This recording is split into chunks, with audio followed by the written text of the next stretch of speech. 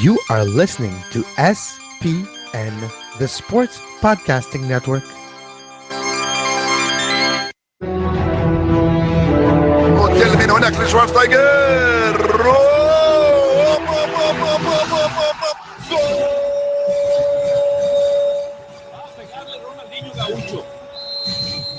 ya lo hace, pierna derecha, directo al arco, golazo, golazo, golazo.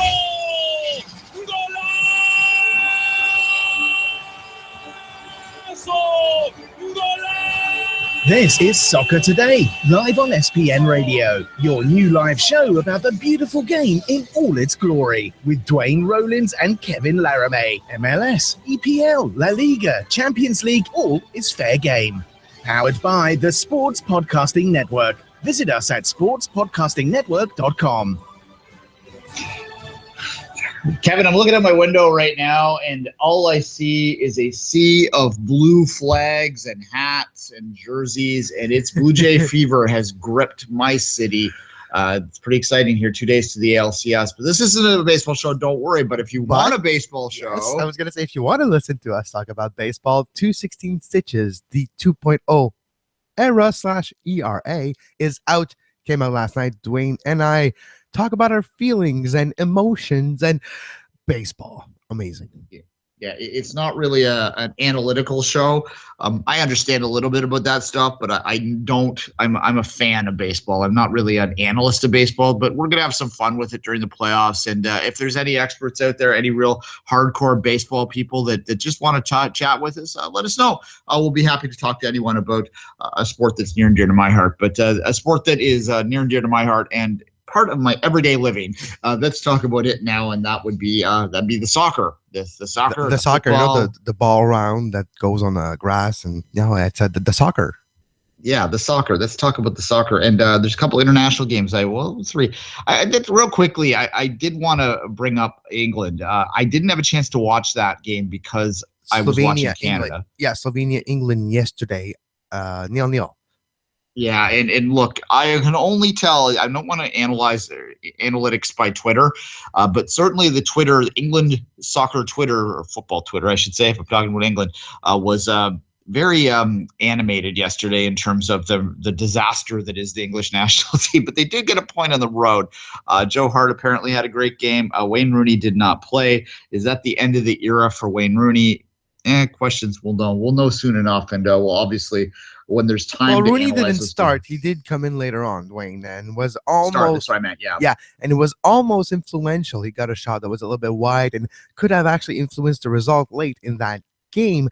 But it wasn't 0-0 versus Slovenia. It's not necessarily an easy team either. So it's a result that you kind of want to take, but it's going to be tough for England to finish in the top two of that group. It's not going to be necessarily an easy qualification process for the Three Lions. Well, that's, here's the thing about England right now and where they are. And this is something that their fans, of which I am a fan of England. That is my heritage. But I think that they struggle with this. This is where England is right now. They're a team that, if they play well, can get out of this group and can go to a World Cup.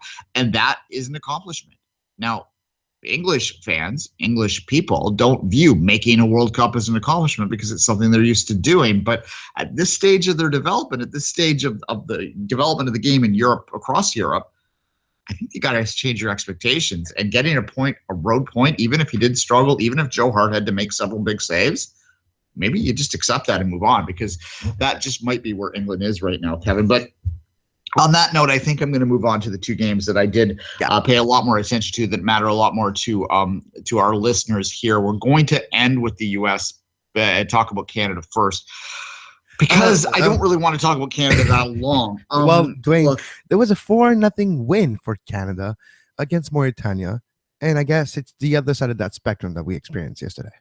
Yes, 4-0 loss to Morocco. So as I was joking on Twitter, I made the joke when it was 3-0. I said we're still winning the camp 4-3 on aggregate. So I guess we won the camp on away goals. We won the camp on away goals. We won away goals. We won by away goals. We won by away goals. It still counts. Yeah. Look, I think what the takeaway from that game was, and this one was a little easier to watch. It was a YouTube stream again, but it was actually a direct feed from the TV broadcast in Morocco, so you were getting replays and things like that.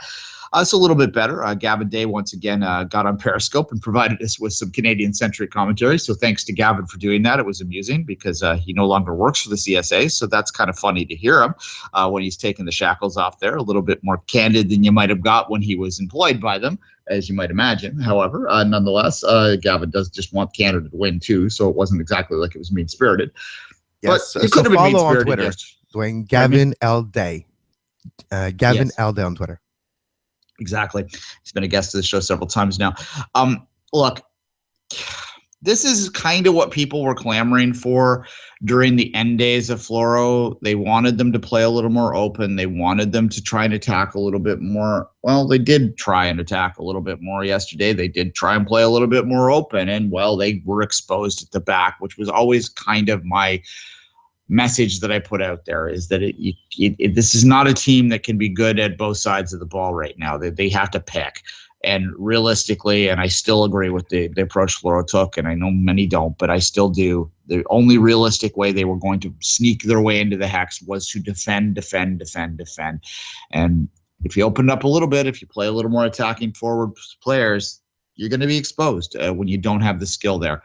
And certainly, especially the first goal, which was just a complete missed header by James, terrible defensive clearance on a throw. That's not like two penalties. Canada conceded two penalties in that game with questionable sliding tackles in the box. The first was an elbow. Yeah, well, the James elbow and the tackle later on in the game. Not an easy game for Canada's defense as well. It was very hot in Morocco, but that's the type of situation this team needs to get used to. It's a different type of hot, I know, than it was in the Caribbean or in Central CONCACAF region when you're playing those important games like the Honduras loss. So does it mean anything? Did Canada take anything out of that camp? Well, they just played games, and that is for players that are part of the team, young players. It's experiences playing away against another national team like Morocco, who wanted to look good for the few fans that were there to see them play. And because Morocco is not necessarily viewed by their own fans as a powerhouse at all. They're always usually a little bit cynical towards their national team. Rings a bell, doesn't it? So for them to win 4-0 at home, it actually means something. But the two game for Canada means something. Will the players get something out of it, do you think, Glenn? I mean, they played. The important thing is they played. I'm not going to blame them too much for this loss. I will say this is look, Finley is a warm body in there, so that's not bother analyzing his performance. He's obviously a guy that's just filling a role until they can hire someone. That's a debate we can have over many days for many months ahead. He would disagree strongly with you because he wants the big job. We'll see if that happens. Yeah, it's not going to happen. There's no way. Like literally no way that they will hire Finley. It's just not in the cards. They're going to hire someone international. I'm almost certain of this. I've been told by this, but not this. That's just my opinion. That's what I've been told, is that the chances of them hiring a current person from the last administration just to sort of continue it like Finley, or a Canadian to sort of appease the nationalistic voices out there are slim and none. They're going to do a search out there for the best candidate. And I believe, and I'll say this quickly, I believe the right candidate, I'm not going to give a name because a name is silly. The world is huge and you can't pinpoint it. And I don't think that we're going to know necessarily the name that they hire. And I don't think they should hire a known name. I know you might disagree with that. I think they should hire someone who's young and hungry, that's skilled, but that's young and hungry. But anyway, let's move on from that. So a version of John Herdman, but not John Herdman. Yeah, the male version of John Herdman. Well, he's John's male, but the coaching side. Yes, the male coaching side of John Herdman. One thing I'd also like to see for the Canadian national team, this is going to act as a segue, is for them to get a lot younger, like we saw New Zealand last night in the 1-1 draw New Zealand had with the U.S. men's national team. New Zealand was essentially a U23 team out there. They put a college kid on. A Wisconsin Badger was on the field for New Zealand at the end of that game.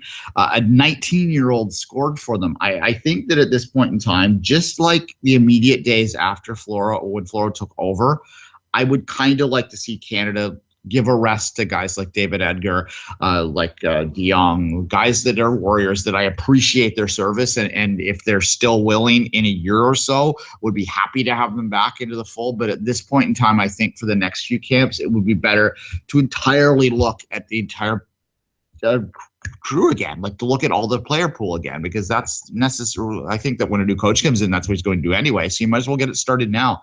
And might as well get started earlier too. We saw players like Anthony Jackson and Mel be playing in the last 2 games, something that we didn't see before. More younger players get a look, get a chance, get an opportunity. The better it is too for their development in the future. And you can go younger. Like we've seen players 23 and close between 20 and 23 making their debut for the national team.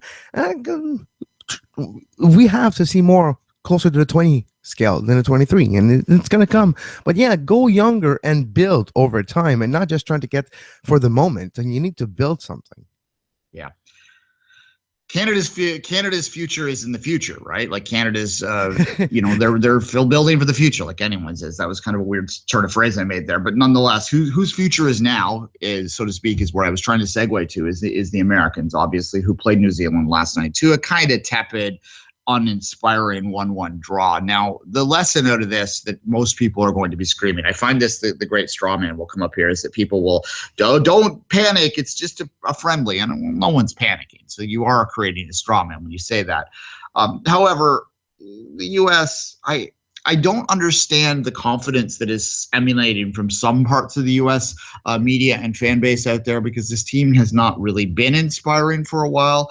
Yes, they seem to have an ability to turn it up in tournaments, as we've seen over the past few years, and put poor performances in qualifiers and in friendlies leading up to those tournaments aside. So that's probably a little bit of where the confidence comes from. We saw it in the Copa Americas this year, where they made the semifinals. We saw it in the World Cup, where they made the knockout round again from a group of death that no one really expected them to get out of. So obviously this is a team that is a tournament team, and that's a good thing to have. But certainly yesterday they rolled out that 4-3-3 again. It just isn't working. You end up with guys like Yedlin and Green. Well, Green had a nice goal, and he's played well the last couple games, and that's a good thing. Yedlin, he was on the pitch, was he? I really didn't notice. Well, it's I guess. But you mentioned Julian Green. He does, like, let's face it, he's one of the players in the U.S. men's national team that plays at the highest level with the highest caliber of teammates. Sometimes, when he plays. Yeah, and he's also one of the guys that Abby Wambach would not probably have on there if she had her way. But we're going to not touch those comments. Yeah, let's not, because she decided to actually involve herself almost in the presidential race yesterday. Yeah, and her best friend Sid LaRue, who's Canadian, but that's somehow anyway. Moving on. Josie gets lost sometimes out there too, and he wasn't his best game. At least he didn't get hurt, TFC fan. So there's that. Like I said, the 4-3-3 just seems like an experiment that's just not working. I'm not too sure what they could have done differently in a game against New Zealand. It's hard to get the inspiration up, especially playing in front of 7,000 fans or whatever there was at RFK. It was the smallest crowd to watch the U.S. men, in many years on home soil, and that's to be expected. They play a lot of friendlies. And there comes a point where there's an oversaturation of it, right? And certainly when you have a World Cup qualifier on November 11th coming up, that's, against your huge rival, and it's going into place where you've had all your glory in the past, there's going to be sort of an inclination for anyone who might have traveled otherwise to not bother for something like this. If you're an American outlaw, and I know there's a ticketing issue with them, I'm not going to go into that today, but if you're an American outlaw, why the hell would you go to this game if you could wait another month to go watch them play Mexico in Columbus? So I'm not going to worry too much about the crowd there, Kevin. But it's RFK Stadium. Doesn't attract any crowd by itself. It actually turns people away. Yeah. Again, it's a friendly. It doesn't mean a hell of a lot, but certainly you'd like to see them.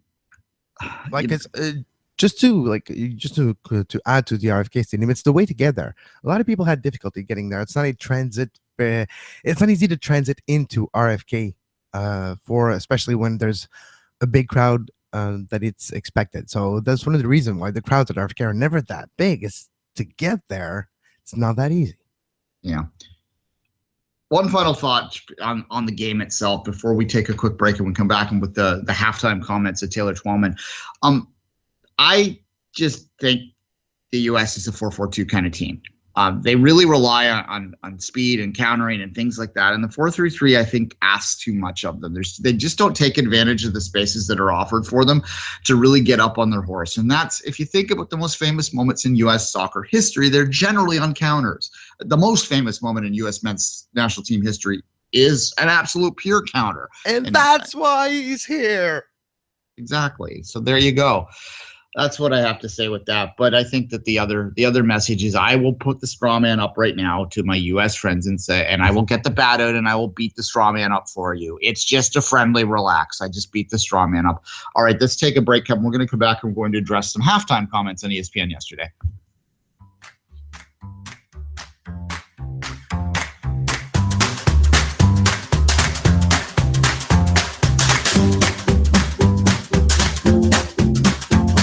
You are listening to Soccer Today, live on SPN Radio.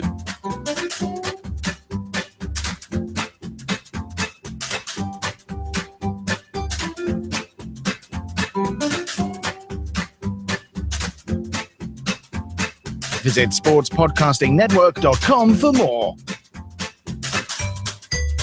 And welcome back. At halftime yesterday, this is a continuation of a conversation we had yesterday when we talked about the World Cup qualifying and Victor Matagliani's comments that he wants to change what he calls an archaic format. Jurgen Klinsmann fired back, said that is not something they were interested in. We debated this a little bit more on yesterday's show. If you haven't had a chance to listen to it today, but we're going to continue it because Taylor Twellman added to it yesterday. Now, first, before I get into bashing Taylor's comments, let me just say that I really respect Taylor Twellman. I think that he has turned into an immensely talented soccer journalist. That is a guy that I appreciate his point of view quite a bit and enjoy listening to him. So this isn't meant as an attack on the man, but I will challenge his ideas from yesterday.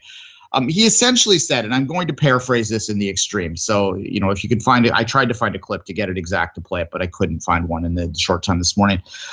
He rejected the idea that we should expand CONCACAF qualifying. Said that basically implied that 6 was fine. And his reasoning was this. It was that he believes that Mexico, Costa Rica, and the U.S. were the 3 teams that he mentioned need to be better and need to be more challenged to be better at World Cups. So he essentially, and this is my own words now. I'm characterizing how I interpreted what he said. I'm not saying he said this directly, if you follow my layers of caveats there. He essentially implied or suggested that CONCACAF should design a qualifying campaign that was mostly concerned with making the top teams better so that they could compete deeper into a World Cup, and that would be the most beneficial thing for the region, rather than rising the entire region up. The rising tide raises all boats idea wasn't what he was saying. He was sort of saying that tall boats pull the rest up. That's my interpretation of what he said anyway. Now, look, this is what I characterize as it's a very big country centric. I'm not going to say American centric. I'm going to say big country centric in CONCACAF to worry only about World Cup performances and not about the performances of the rest of the Confederation. Obviously, we're speaking from one of those countries that is most certainly not a high tide on the boat right now, right? That we are under the water. We need to be pulled up. We need some help. We need some support to get there. 6 teams in the hex, basically eliminating 3/4 of your confederation with a year out from the World Cup, meaning you have more than 2 years before you play competitive games again, outside of that kind of strange little Gold Cup that takes place next summer that no one cares about. That is something that is not helping raise up those middling boats. And again, I said this yesterday, Kevin, I'll let you jump in after this. I said this yesterday. It's not necessarily the smallest minnows that we're worried about here. It's those guys like El Salvador, like Canada, like Guatemala, those countries, Trinidad, Jamaica, Haiti, countries of that level, Cuba I'll throw in there too, that if they got better, if they got stronger and were able to push Mexico, U.S., Costa Rica more often, would that not do exactly what Twellman was trying to suggest yesterday? Would that not make them more battle-tested when they get to a World Cup so they could perform better? Those big clubs, countries, that's what I have to say, Kevin. Well, yeah, you would think the more games you technically play, the more that if you are one of those bigger teams, technically you should become better. And there is something about as well, not playing the best team all the time, but playing at different levels of opposition throughout the same qualification process, because guess what? At the World Cup, you're not facing every team that's the same level of competition. And sometimes there's upsets. Sometimes there's lower level, quote unquote, team that beat a bigger team because of tactics, because of will, because of sheer luck on that day. Well, all the circumstances turned on the other side.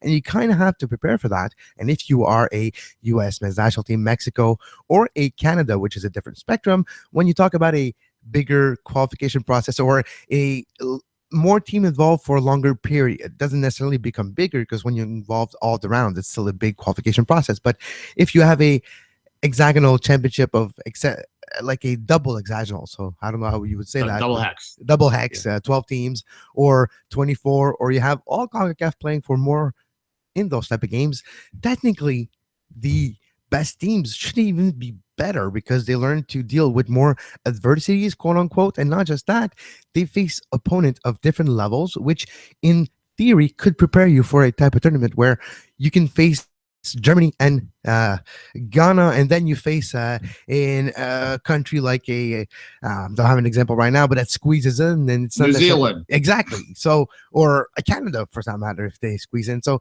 you do have a disparity of opponent, and a longer qualification process like a 12-team hexagonal championship would have that prepared for you. Yeah, look, and there's another part of this too that people don't seem to be talking about at all, and we all understand that the FIFA ranking system is deeply flawed. However, it's not going away.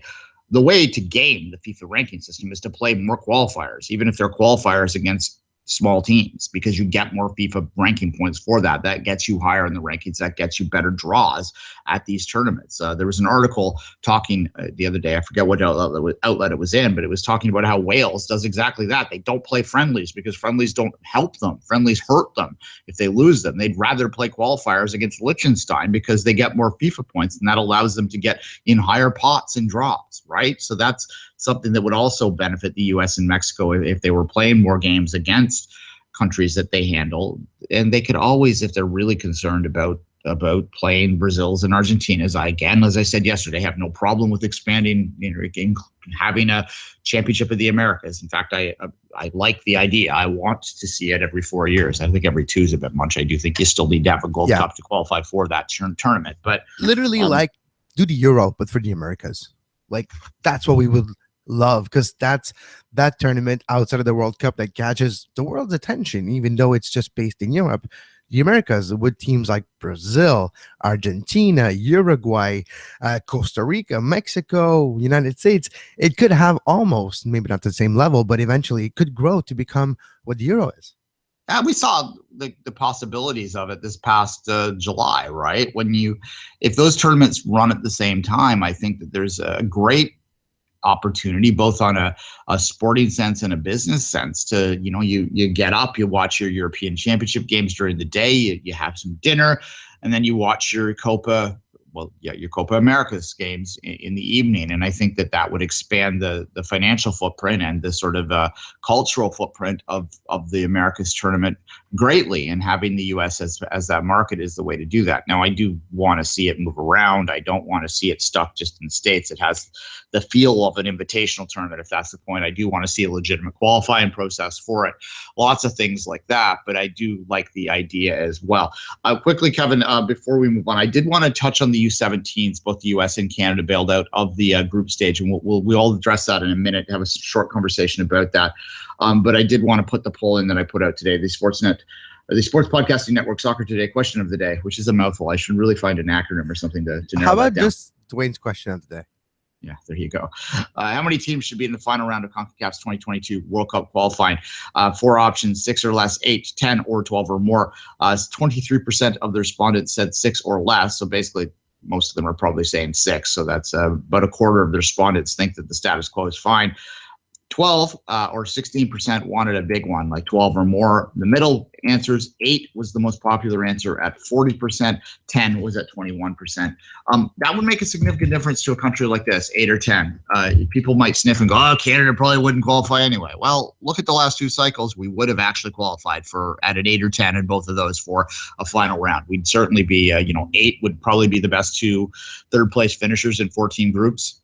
well, we would be one of the best 2 third-place finishers this year. And this certainly would have been the same thing last tournament as well, where we've been stuck in those tough groups, and it would sort of ease the issues of that second round. Although what our third round is, what it is. What I would like to see is a two-pronged CONCACAF qualifying process. That's my ideal format, where you narrow teams down, and I think 12 is the right answer. And either you play a 12-team league or you play 2 hexes to get your spots. Either or would work in my mind. If you play 2 hexes, 2 16 teams, the top team of the 6-team group would advance, and the second place teams would play each other for the half spot, assuming there was no changes in the amount of spots allocated. That's how I prefer to do it, so that all of your teams, your minnows included, are playing up until right about now in a cycle, and then the top 12 teams in a region, which would include, it would include your Canadas, your Haitis, your Guatemalas, teams like that are middling powers that could really rise up and push those top powers to make the overall region better. They would be playing for the full year, and you'd still probably see the top teams advancing to the World Cup. They'd just be pushed and have to play more games and have more FIFA ranking points because of it, Kevin. All right. Final thoughts on that before we move on to the U17s? No, I'll let you touch on the U17, Duane. Unfortunately, remember last week when we talked about, the last game against Venezuela and they could win the group? Well, that didn't happen. No. Look, that was it turned out that they were in a pretty tough group. We didn't really realize it because we don't necessarily rank Venezuela that much in terms of women's soccer, because they haven't really done much in the past, but they have done something at that U17 level, and that's something that I think that we overlooked. And they have a great scorer that scored a wonder goal in that game. They just beat Mexico 2-1, or they're beating Mexico 2-1 right now as we speak. So this is that game is done now. They are through to the semifinals. So this is not a team that is necessarily to be sniffled at. Venezuela. So Canada losing to them was no harm. The U.S. were one of the favorites heading into this. It turns out that they shouldn't have been, because they were handled pretty heavily in here. The question really is whether this is telling or whether this is just something that exists. And I think that's a bit of both. A U17 tournament really isn't something you should put all of your, hang all your clothes on that line type thing. It's not something you should really focus entirely on as being predictive, Kevin, but it is something on the women's side, I think, that's a little more telling than it might have been on the men's side, because the women's game has less professional opportunities. So this is more of a reflection of the top players in the world. Whereas if you go to a U17, U20 tournament on the men's side, you're losing players to the club side of the game at that part of the point of the development platform. So I think that this is more reflective of the talent at that age than the men's game would be. So I wouldn't completely dismiss it if I was Canada and the US. And I think that the main takeaway that I take from this is that the technical ability of the young women from places in the world where the game is more popular than it is here is starting to shine at that level anyway. I do think that as we get past the 17 years age barrier and the Canadian and American girls start to go to university, the NCAA still does remain probably the best youth development on the women's side. It probably is the best pathway still, just because there's not a lot of opportunities out there. And when that gets fixed, when Europe and South America starts to find ways to harness these 17-year-olds that are quite talented and clearly probably more talented than the Canadian and American kids, then all bets are off. But until that happens, really, it just means that Canada and the U.S. are going to struggle at the U17 level is what it means, Kevin. Oh, yeah, absolutely. Okay. All right. On that note, Kevin, let's take a bit of a break now because we have to get our guest on for USL Wednesdays. And when we come back after that break, which may be a minute or so, we will be talking USL Wednesdays and previewing the conference finals.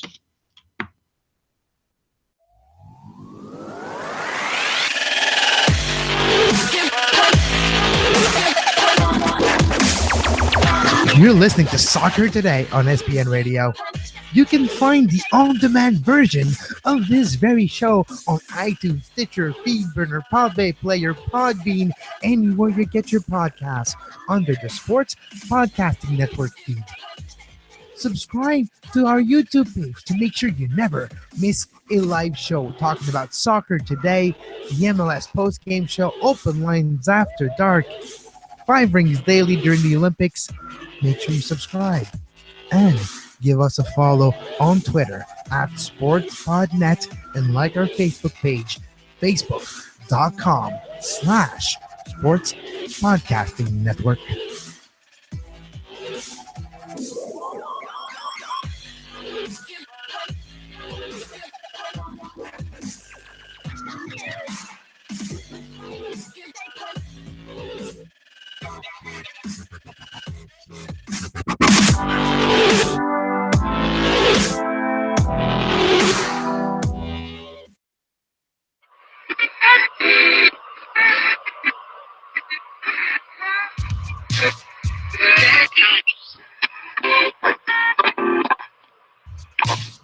This is USL Radio on the Sports Podcasting Network, the longest running podcast entirely dedicated to the USL. And we are back on Soccer Today, USL Wednesdays. Joining us from the Davis Enterprise, Evan Ream. Evan, how are you doing this morning? I am doing great. How are you guys? I'm well, Elvin. And we brought you on because it is the end of the USL season, and you cover the USL quite closely out in the West. But also, you had a little news involving our friend, Mr. Preki. Why don't you just start by repeating that news bit, and then we'll talk a bit more about Preki. Well, he's back, and I think that's exciting. The St. Louis FC.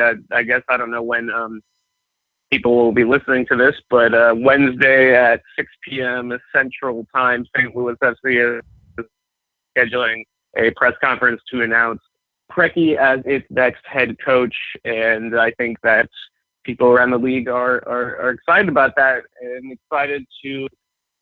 I think the American soccer community and maybe the Canadian one as well is looking forward to maybe finally getting some answers from Preki where he's been for the last 14 months. Fair enough. We did have that "Where's Preki" hashtag that Jason Davis started. So I guess we don't necessarily know where he was. Well, he was in Europe. I guess the opportunity that was suggested they have fell through. We understand that. Let's move from that though right now, and hopefully we do get some answers from that. But I do like, because you worked closely with him in Sacramento there for a few years and saw the success he had. So why don't you tell people why he's such a successful USL coach, or why at least he was such a successful USL coach? Well, I actually would argue that in addition to being a successful USL coach, he was also a successful coach in MLS. If you look at his record for Chivas USA, it was, very good actually. And he was on their coaching staff for 4 years. They made the playoffs all 4 years. Without him, they made the playoffs 0 times in 6 years. And his record for Toronto FC, I think, was actually better than a lot of people realize, given all the turmoil that team went through. I don't know, Duane, maybe you'll disagree with me, but I think that he did a pretty good job, given all the things he had going against him generally, but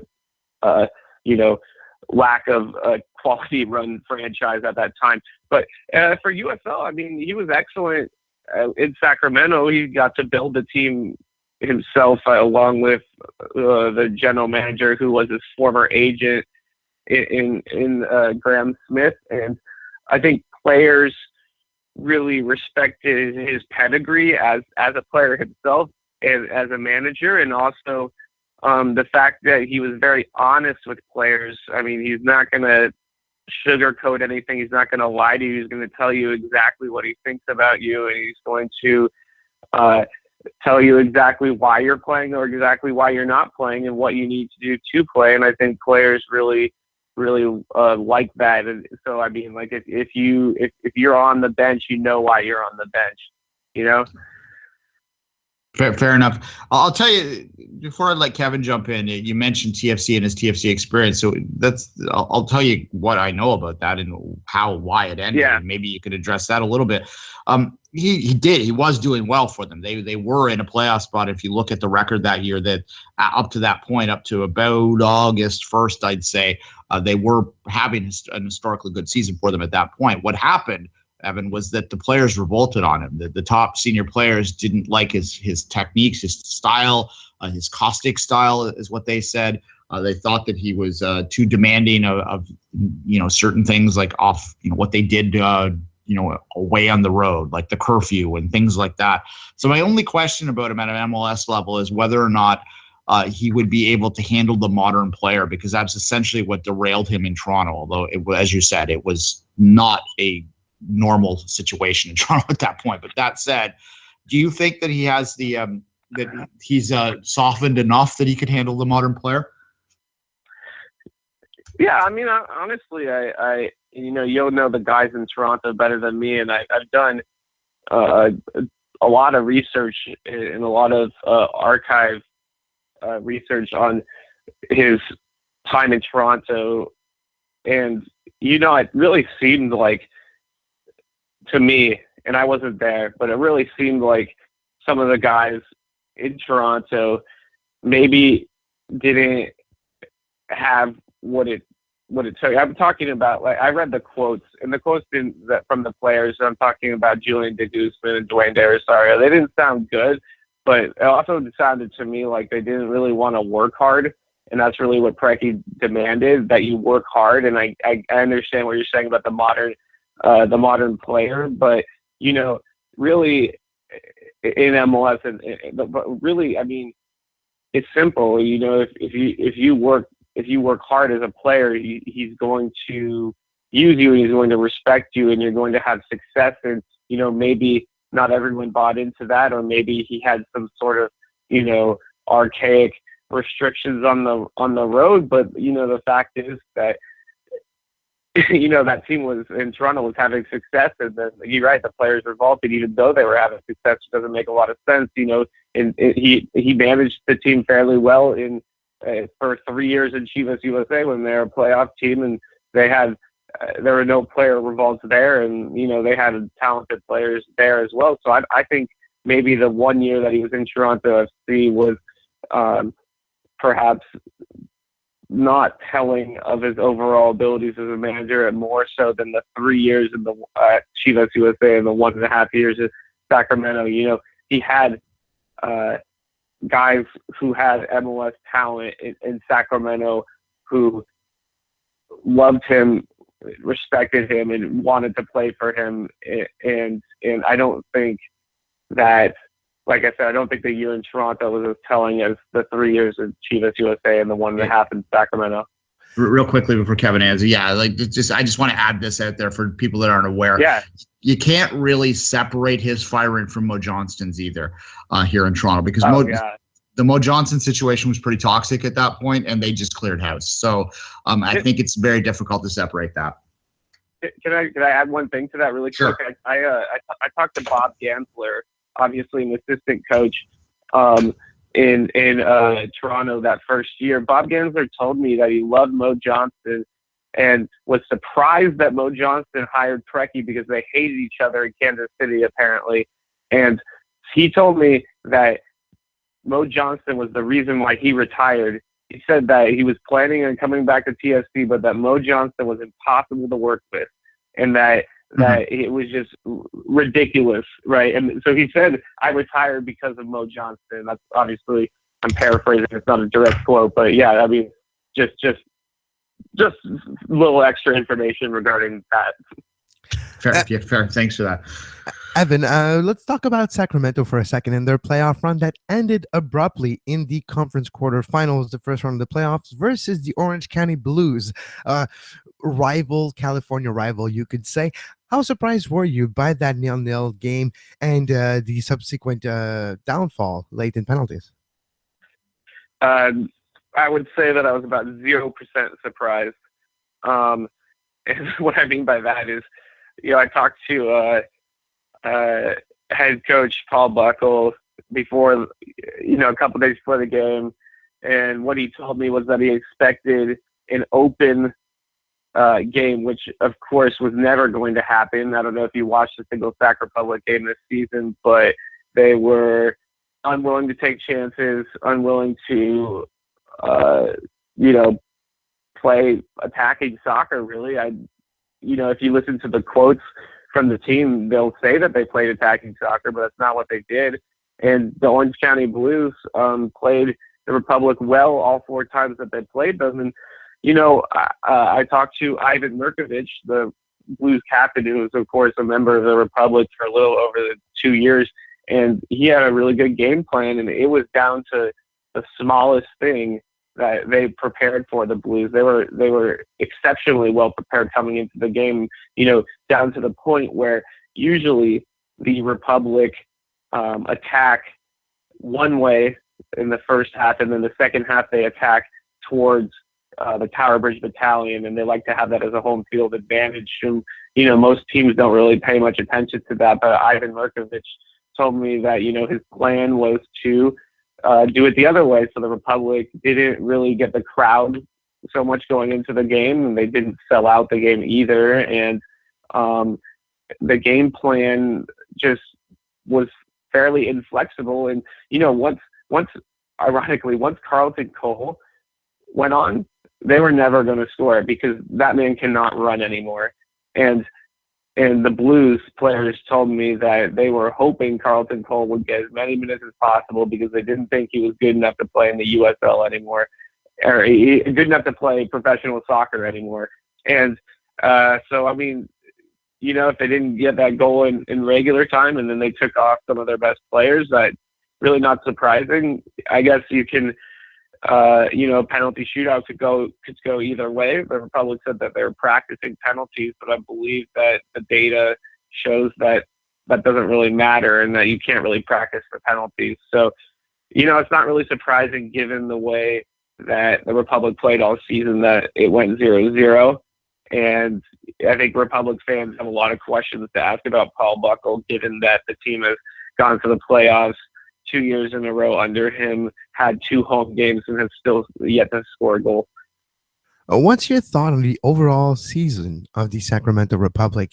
Does the fact that it ended that way, that early in the playoffs, considering the expectations of the regular season because of the seeding, do you think that it reflects badly on the entire season overall because it leaves a sour taste in the mouth? Or do you still take positive out of the 2016 season heading to the offseason towards a next year, let's just put it that way for now, it's going to be even a new different USL still. So what do you take from this season? Yeah, I think I think I said this last time I was on your guys' show, but a lot of people around the organization will tell you that the best and the worst thing that happened to them was actually winning the title in the first season, because it gave them such unrealistic expectations. If you take a step back and you look at it and you say, hey, look, we've finished in the top 3 every single year we've been in the league, at least in the Western Conference the last 2 years, and then overall in the first year, and made the playoffs all 3 years and won 1 title. And you'd have to say that that's an incredible amount of success. But, fans right now are not happy, I don't think, with the results in the playoffs. Paul Buckle, and he has, a point here, will tell you that they finished first in the Western Conference, which means they were the best team in the Western Conference over the course of the season. If that's the case in Europe, then they win the title, right? But that's not how soccer works over here. And they were poor in their playoff game, just like they were poor in their playoff game last year. And I think fans aren't very happy about that. But at the same time, I think fans are also starting to get a little annoyed that the team hasn't gone to MLS yet, and that there isn't an announcement on MLS yet. And so I guess I would say the fairy tale or whatever is over. And people aren't happy with just winning USL regular season games in Sacramento anymore. Evan, we're going to move on to a more general conversation about the rest of USL Sure. and your thoughts on that in a minute. But I would be remiss if I didn't expand on what you just said at the end there. And it's a point that I've wondered for a while, is whether Sacramento is being used by MLS as sort of leverage amongst for other more sexy in their minds expansion in areas. Is there any worry about that lack of an announcement in Sacramento that's creeping in? Are people starting to think that maybe they're being used?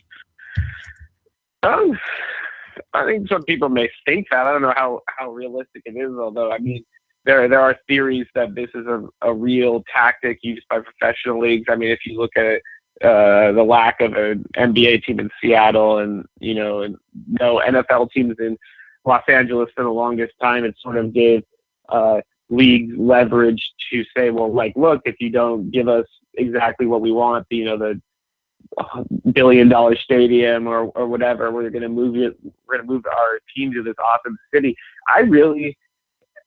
I don't have any information. Like, I can't actually say if this is correct or not, but my guess is that MLS, the reason why they haven't announced Sacramento yet is because they're waiting for Miami. And if Miami doesn't meet its requirements by a certain date, then you will see Sacramento come in for the 2018 MLS season along with LAFC. That's my guess. That's what I think is going to happen. And I don't think a lot of people in Sacramento are necessarily aware of what's going on in that sense. I think they may be just mad. They just might not understand why they're not in MLS because, I mean, I don't know how much the average person knows about MLS. I mean, I don't think it's a ton, given that, I mean, essentially you have to study that league for years to actually understand what's going on. And even then it's still fairly confusing. And so I don't know how much the average Republic fan understands why they aren't in MLS, but I don't really think people are feeling that it's because the league is using Sacramento as leverage necessarily. Let's go a little bit general. Anything that surprised you in the Western Conference playoffs so far, Evan?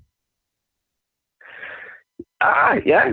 I mean, I was surprised that Rio Grande lost in the first round, to be honest. I honestly thought that was going to be the Western Conference champion, that they were going to win it. I didn't think Sacramento was going to win it, but really it's just playoff soccer. Really, anything can happen. I like I said, I did like Rio Grande, but obviously, in 90 minutes, anything can happen, or sometimes in 120 minutes plus penalties.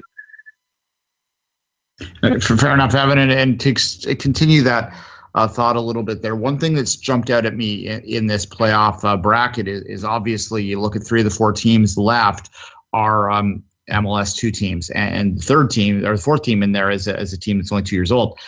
So the new teams, the new philosophies seem to be winning out right now. Is that just a coincidence, or is there something to that? Is there something to these 2 teams being successful?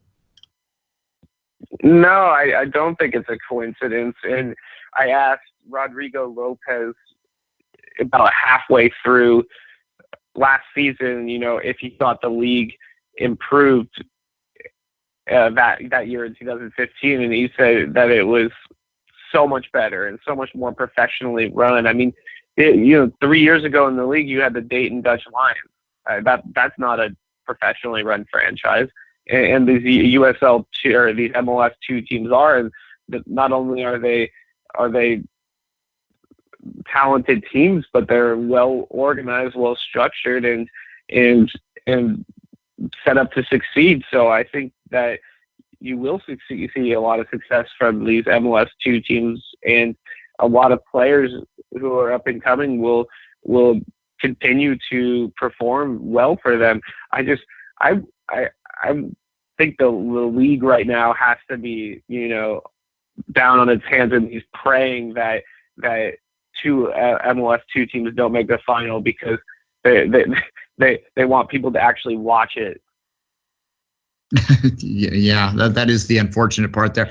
I think that Swell Park has done okay, I believe. So perhaps that would be the better option for them there. Certainly, the Whitecaps too have not really drawn a great deal, and the Red Bulls are, well, they don't draw anyone basically. So that would be kind of a disaster on that side of things, and which would be where the final would likely be if the Red Bulls win that game.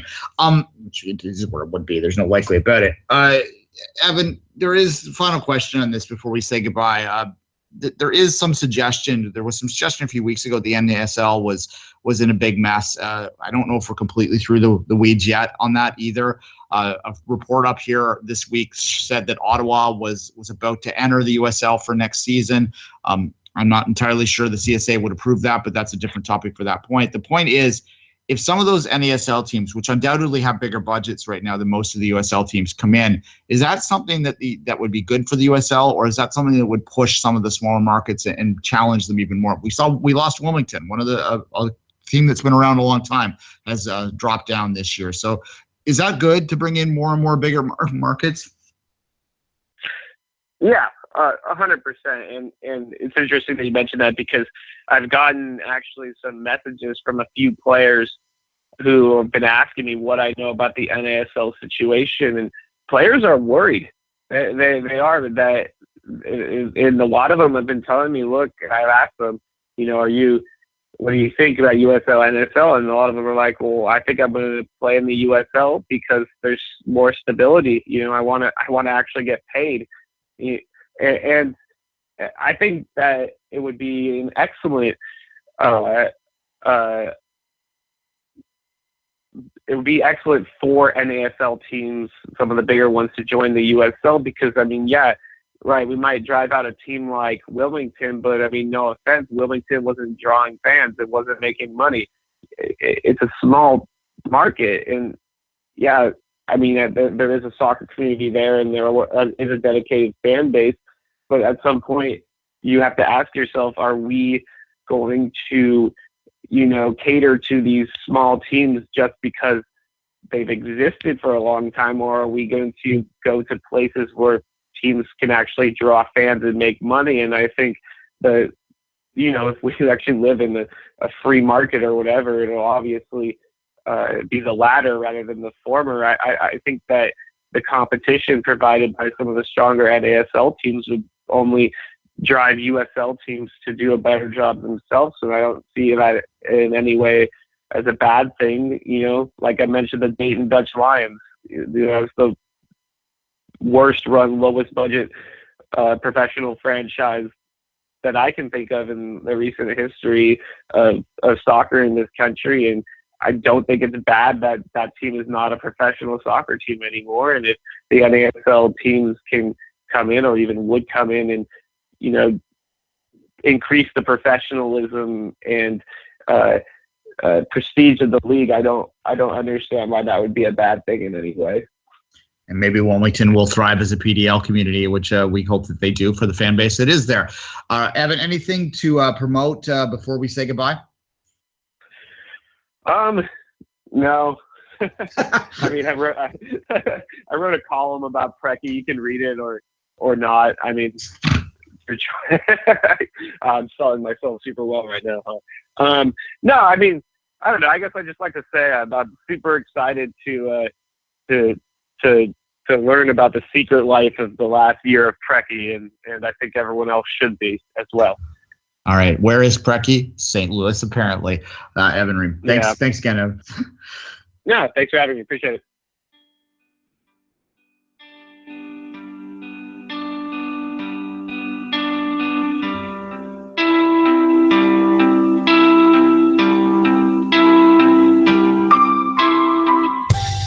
You are listening to SPN Radio, powered by the Sports Podcasting Network. Visit sportspodcastingnetwork.com for more.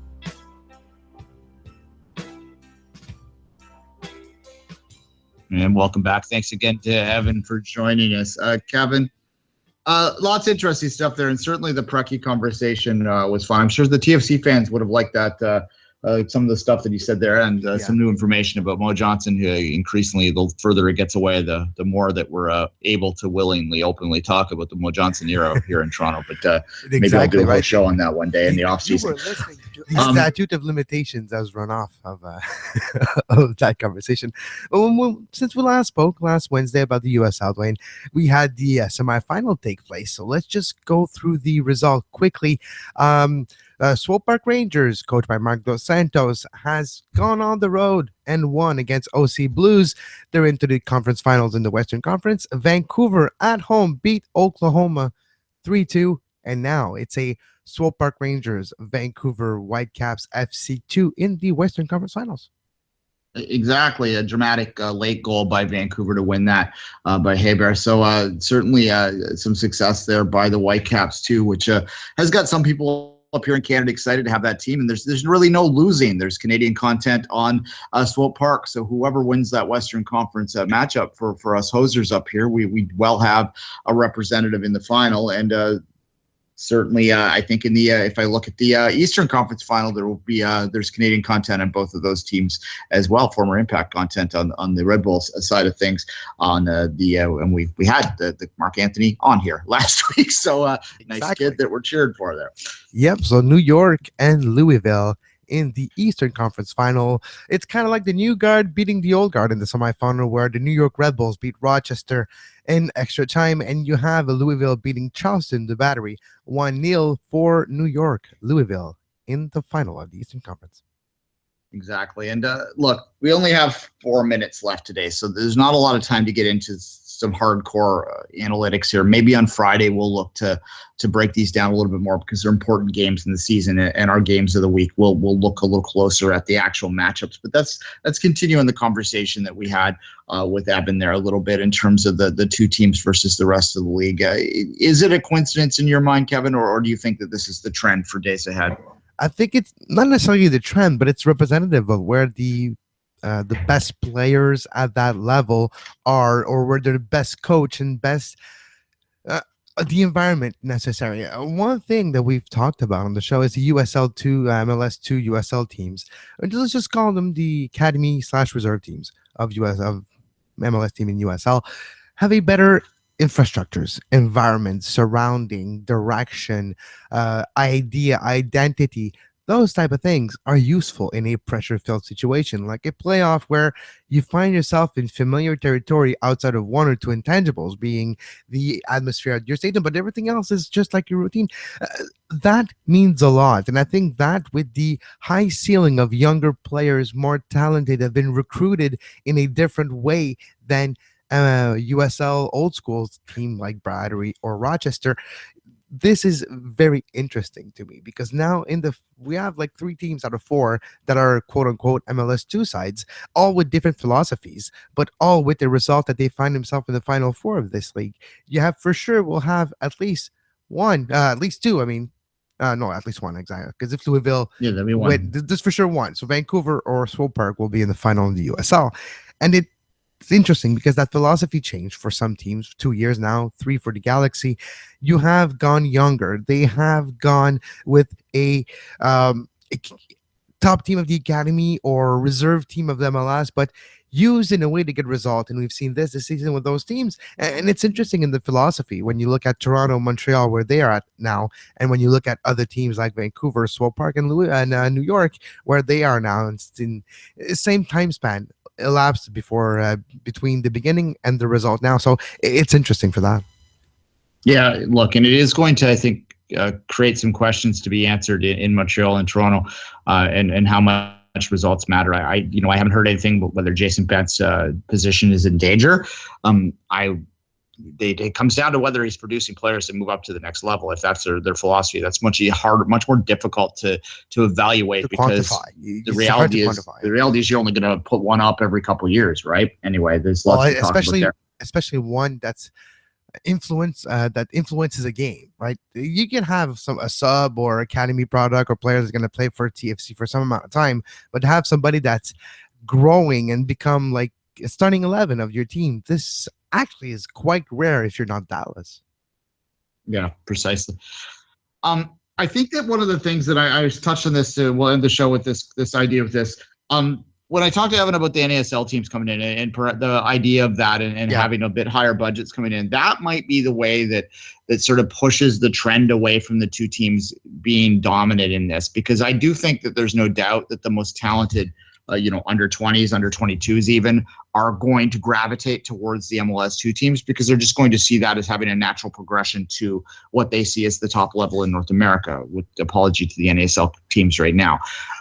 So that's I think going to just drive that further and further, and you'll see more and more 2 teams. But if you bring in some standalone teams that are in the NASL right now that have big budgets and have a demand in a market and a fan base in a market that wants to see wins, and then you might see more veteran players in the USL challenging these 2 teams. And I think ultimately that would be the best. And the further this goes away, and I understand the philosophical differences between the NASL and MLS, and I struggle with this, but the more I see this, I think bringing in stable programs under one umbrella in a Division 2 makes more and more sense. And I don't know how we can bridge that gap so that everyone's happy and everyone feels confident that they're in the right environment for them. But maybe there comes a point where the USSF, the CSA, and we're seeing it, the CSA just has to say enough is enough. This is what we want. And I don't care whether that shuts a few people out.